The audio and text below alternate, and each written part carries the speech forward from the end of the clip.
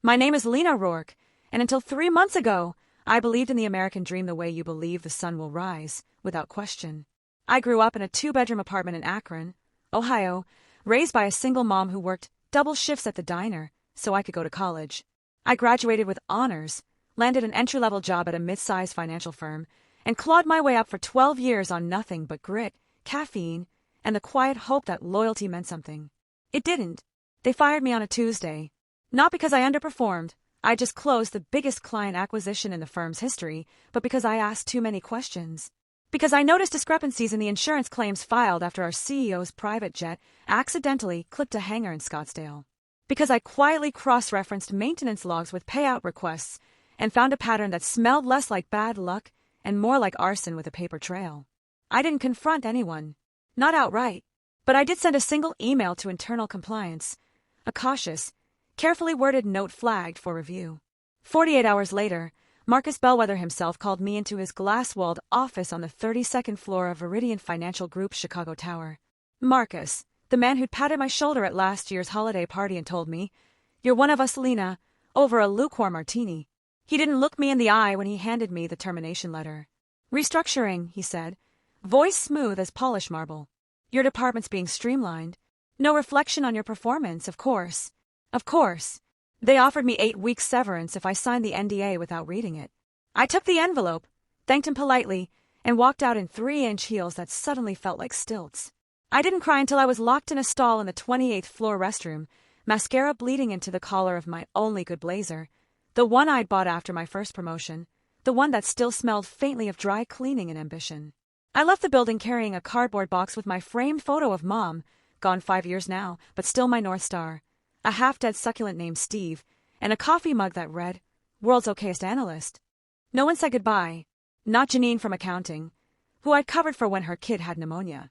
Not David from legal, who I'd proofread briefs for at midnight during the Henderson merger. They all just looked down at their screens like I'd already vanished. That night, I sat on the floor of my studio apartment, the one with the perpetually blinking refrigerator light and the radiator that hissed like an angry cat, and stared at the termination papers. The severance wouldn't cover rent for 2 months. My emergency fund was gone, drained by Mom's final medical bills. I'd maxed out my credit card buying groceries last week. And then I remembered the email, the one I'd sent to compliance. I pulled up my laptop, fingers trembling not from fear now but from something sharper, something that felt like the first spark before a fire. I'd saved a copy before hitting send. Buried in the email chain was a file I'd attached, a side-by-side comparison of Viridian's corporate aviation insurance claims over the past 18 months against FAA incident reports. 3 accidents. 3 total losses, all involving aircraft owned by Skyward Holdings, a shell company Viridian used to park its private jets. All occurring within weeks of Viridian's quarterly earnings calls, all resulting in 7-figure payouts from Titan Shield Insurance. And here's the kicker. Skyward Holdings' sole listed officer? Marcus Bellwether's wife, Celeste. I'd stumbled onto more than fraud. I'd stumbled onto a scheme. But what could I do? I was unemployed, broke, and gagged by an NDA thicker than a Chicago winter. Calling the feds felt like shouting into a hurricane. Without proof beyond spreadsheets, they'd laugh me out of the room. And if I went public, Viridian's legal team would bury me, so deep my grandkids would need a map to find my bones. I poured myself cheap red wine from a box and stared at the ceiling, replaying Marcus's fake sympathetic smile. The way he'd said streamlined, like it was a natural disaster, not a choice. That's when it hit me. Not the fraud. Not the cover-up. The insurance policy. Viridian didn't just have corporate insurance, they were obsessed with it. Every new hire got a thick binder explaining benefits, with a whole chapter on the company's executive liability coverage, key person clauses, business interruption riders, and, buried in the appendix, something called a whistleblower protection endorsement. I'd skimmed it once during onboarding, thinking it was just HR fluff. But now, I dug out my old employee handbook from a dusty box under my bed. Flipped to page 87. There it was, in tiny print. Viridian Financial Group maintains a comprehensive corporate liability policy with Titan Shield Insurance, including a whistleblower protection endorsement, WP, that guarantees financial restitution and legal defense for any employee who reports verified fraudulent activity in good faith, provided the report is submitted through internal compliance channels prior to termination. My breath caught. I had reported it, through compliance, before they fired me, and they terminated me anyway, which meant I grabbed my phone and dialed the Titan Shield Claims hotline. My voice didn't shake this time. Hi, I'd like to file a claim under policy number VX 7742, subsection WP. My name is Lena Rourke. I was a senior risk analyst at Viridian Financial. I reported suspected insurance fraud through internal compliance on October 15th. I was terminated without cause on October 17th. I believe this constitutes retaliation under the whistleblower protection endorsement. The woman on the other end sounded bored. Ma'am, those claims are reviewed by a separate department. They'll need documentation. And Viridian will have to confirm your report was filed. They'll deny it, I said flatly. But I have a time-stamped email with a red receipt from the compliance director. And a copy of the data I submitted. A pause. Then, softer. Email it to claims@titanshield.com with WP Urgent in the subject line. We'll look into it. I hung up and stared at my reflection in the dark window. Pale face, smudged eyes, hair in a messy bun. But for the first time in days, I didn't see a victim. I saw a weapon. 3 days later, a man in an expensive suit showed up at my door. Not Viridian security, though God knows I expected them. This guy had the calm eyes of someone who'd seen too much and the posture of a coiled spring. Ms. Rourke? I'm Daniel Cho. I work for Titan Shield's Special Investigations Unit. He held up a badge that looked real enough. Can I come in? My apartment was a disaster. Takeout containers, unfolded laundry, Steve the Succulent looking judgmental, but I stepped aside. He didn't seem to notice the mess. His gaze went straight to my laptop, open on the kitchen table with spreadsheets glowing on the screen.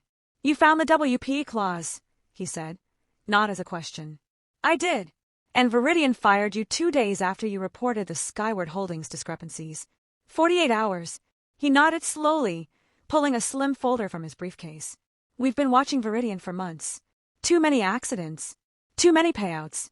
But we needed someone on the inside to connect the dots. Your email, it's the first credible evidence we've had. He met my eyes. Titan Shield doesn't like paying out on fraudulent claims. And we really don't like being used as a money laundering vehicle. My heart hammered against my ribs. What happens now? Now, he said, sliding a document across my table. You signed this witness cooperation agreement. Titan Shield will cover your legal fees, provide temporary housing if needed, and, pending the outcome of our investigation, process your WP claim. The payout could be substantial. 7 figures, if we prove systemic fraud. 7 figures. I thought of Mom's hands, rough from dishwater and worry. Of the student loans I paid off 2 years ago, only to watch my savings evaporate caring for her. Of Marcus Bellwether's glass office, high above the city, where decisions were made that ruined lives like mine without a second thought. I picked up the pen. But before I signed, I looked Daniel Cho dead in the eye. There's something you should know. Viridian's not just faking jet crashes. I found something else in the files, something bigger.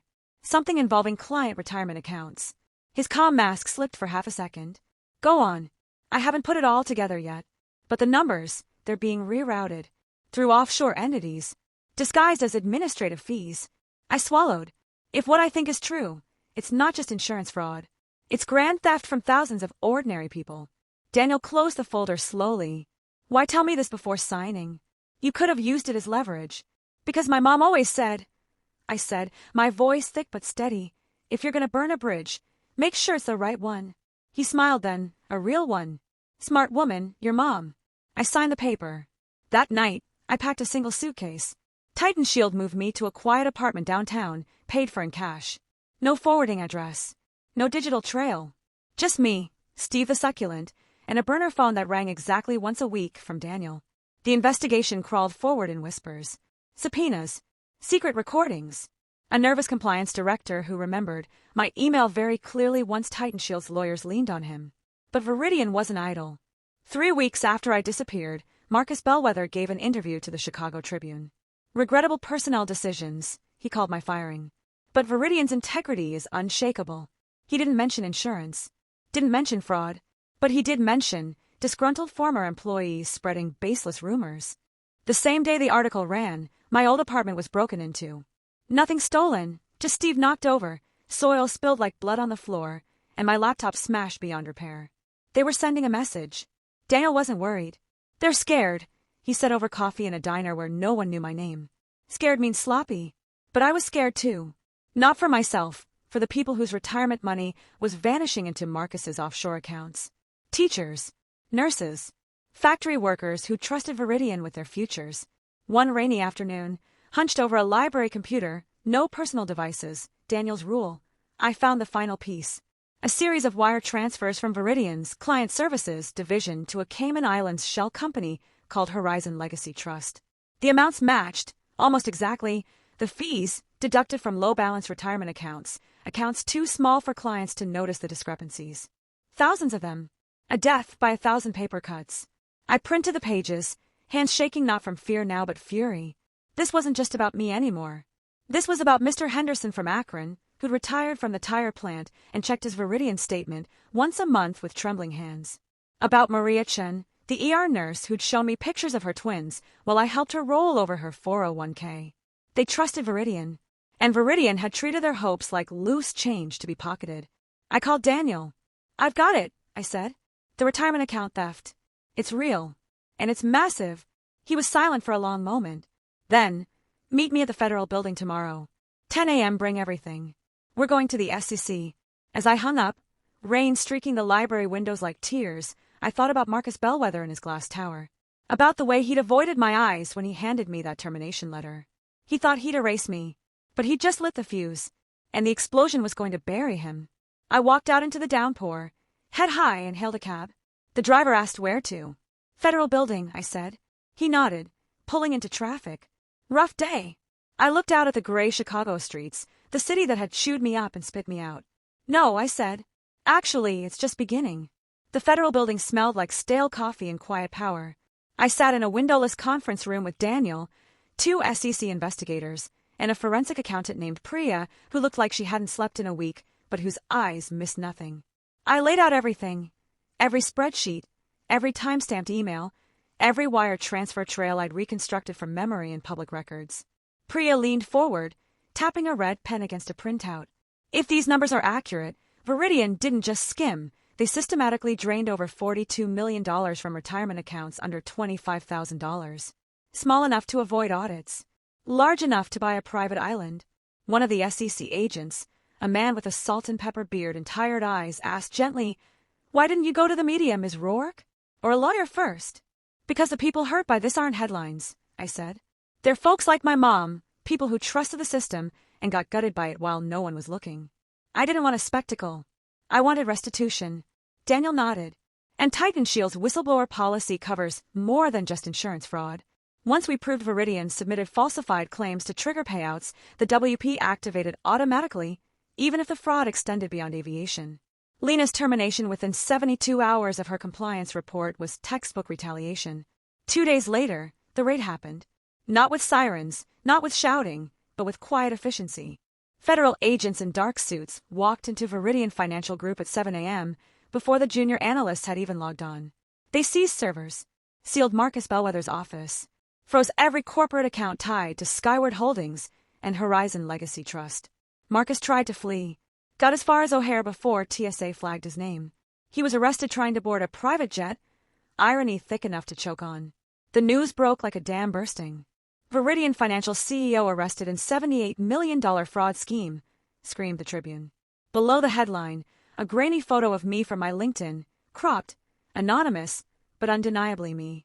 They called me a former analyst whose internal report triggered a federal investigation. No name. Not yet. Titan Shield had lawyers working overtime to keep me shielded under whistleblower protections. But I didn't want to hide forever. 3 weeks after the raid, I stood in a community center in South Chicago.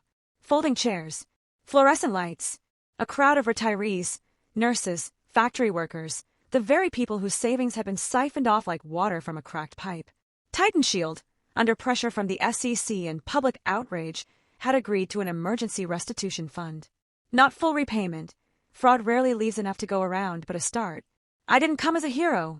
I came as one of them. A woman with silver braids and work-roughened hands approached me afterward. "You're the one, aren't you?" she whispered.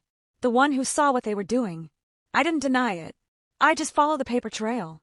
She squeezed my hand. "My husband passed last year. His pension was all we had. When I saw the balance drop, I thought I'd misread it. Thought maybe God was punishing me for something." Her eyes glistened. "You gave me back more than money, honey. You gave me back my dignity." I hugged her, and for the first time since Mom died, I didn't feel alone. The legal fallout took months.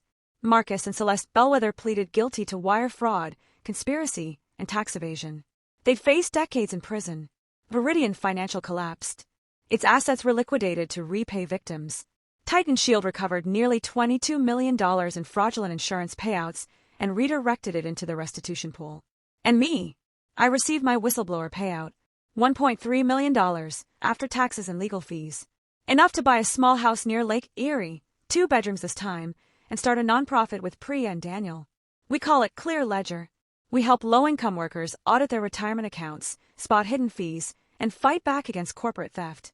I still keep Steve the succulent on my desk. He's thriving now, green, plump, resilient. People ask if I regret speaking up. If I'd do it again knowing what I'd lose, my job, my security, the illusion that playing by the rules guarantees fairness. I always say the same thing. I didn't lose anything they hadn't already taken. The truth is, I gained everything. My voice, my purpose, my peace. Corporate America tried to erase me with a pink slip and a severance check. But they forgot one thing. Sometimes, the quietest people leave the loudest echoes. And mine, it's still ringing. A year later, I stood on the porch of my new house, the one with the wraparound railing in a garden where I was trying, and mostly failing, to grow tomatoes. Steve sat sunning on the windowsill behind me, looking smug, as if he'd personally negotiated the down payment. My phone buzzed. A text from Priya. Final restitution checks cleared. 3,842 people paid back in full.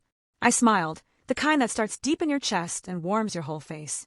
That evening, I drove to the community center for our monthly financial wellness night. As I walked in, a dozen people waved. Maria the nurse, Mr. Henderson from the tire plant, even the woman with the silver braids, who now co-led our fraud-spotting workshop. After the session, a young woman hung back, nervous, twisting her resume in her hands. "They just fired me," she said quietly. "Said it was budget cuts. But I just asked about missing client funds." I pulled out a chair. "Tell me everything." And just like that, the work continued. Not with vengeance, but with vigilance. Not with noise, but with care. I never set out to be a hero. I just refused to look away. And in the end, that was enough.